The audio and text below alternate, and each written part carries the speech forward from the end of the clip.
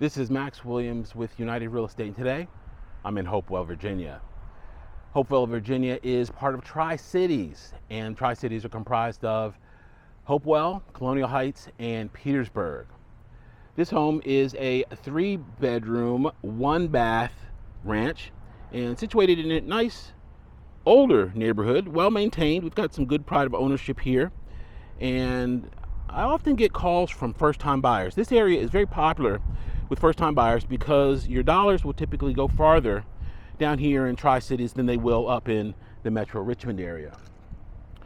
Many times the calls will basically state that the buyer has no idea, or the prospective buyer has no idea where to start, how the process works, and they just need information.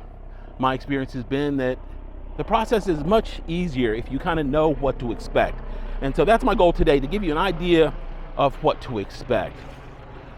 From the time we put a house under contract to the time we close is typically 5 weeks. So one of the things I regularly hear from my buyers is, Max, the process went really fast. And it does, because there's a lot going on.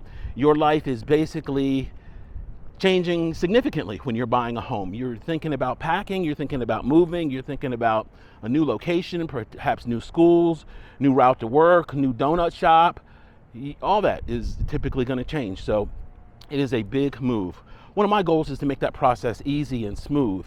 And a lot of agents will say, the first thing you need to do is talk to a lender and get a pre-qual letter. And I'm really cautious about that, because depending on what your needs are, you could very easily talk to the wrong lender. And so you got to hand pick. I've said this before. You want to hand pick your lender. You want to hand pick your loan officer. They are not all created equal. For example, if you need grant money, you don't want to go to your credit union. Your credit union is not set up to handle in-depth grant money transactions. A lender that does it day in and day out and specializes in first-time buyers is. So that's who you want to go to. Somebody that can get that grant money and get it for you efficiently. That way, it's free money. So you'd be foolish not to take advantage of it. Once that pre-qual letter or pre-approval letter is in hand, that's then our ticket to go out shopping for a home. One of my jobs is to not only explain the different aspects of the home itself, but to also make sure that you're not making a mistake as far as value goes. When it's time for us to make an offer, we look at other homes that have sold in the area, and those are called comps. We make sure that our offer is in line with the comps or the fair market value for that home. Our estimation is going to be backed up by the appraiser who's going to go into the home later on if we get it under contract. That offer that we make is comprised of a few things. It's comprised of price, of course, that's self-explanatory, and terms. Terms are everything other than price. For example, closing date, concessions. If we're asking the seller to pay for part of the closing costs, that's a concession. If we're asking them to throw in a home warranty, that's also a concession. I help the buyer to negotiate all of those things, explain the ins and outs of them so that our buyer is fully aware. Once that offer is made and accepted, we then move on to the inspection phase of the transaction.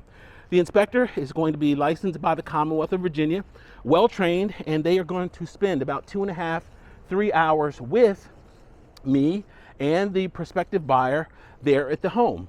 They're going to explain all of the things that they're doing, all of the things that they find. We then take that inspection, and in most cases, we'll negotiate with the seller and ask them to fix some items, or just to simply give us $1 credit for those items. That is the next stage of the process.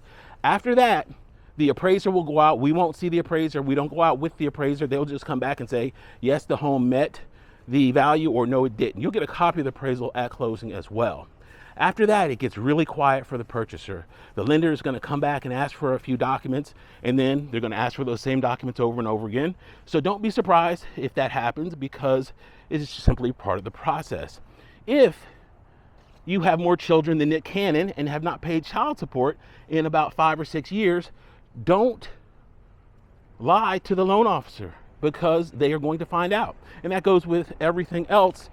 Has to do with your financial life as well. They have a tremendous amount of information at their fingertips, and so you want to be completely transparent with them. They are there to help you. They don't get paid unless deals close. So don't lie to them thinking that you're going to get over, because you're not, and it's going to be an unpleasant experience down the line. So once we get past all of that, we have our closing date. At closing, we will actually sit down and sign a whole bunch of documents. At that point, you will bring whatever cash you need to the closing table and sign those documents and get the key. And it's that simple. One of the things to remember is that you've got to follow the directions very closely when the lender gives them to you. There have been situations where buyers have gotten a house under contract, and then a week before, they realize that they need to buy some more furniture. So they go out and they spend a couple grand on furniture. They then find out that that was a mistake, because now that information hit their credit report and it messed up their ratios. So you gotta pay very close attention to everything that lender tells you, because they typically know what kind of things will trip you up as a buyer. So you gotta definitely pay attention to all of those little details. The process is not difficult. The process is not scary if you know what to expect. If you have the desire and you have income and want to buy a home, there's no reason that you should not be able to. You may remember a few years ago, I had a family, really nice family, that was in public housing. They went from public housing into their own house. 3 years prior to public housing, they were homeless.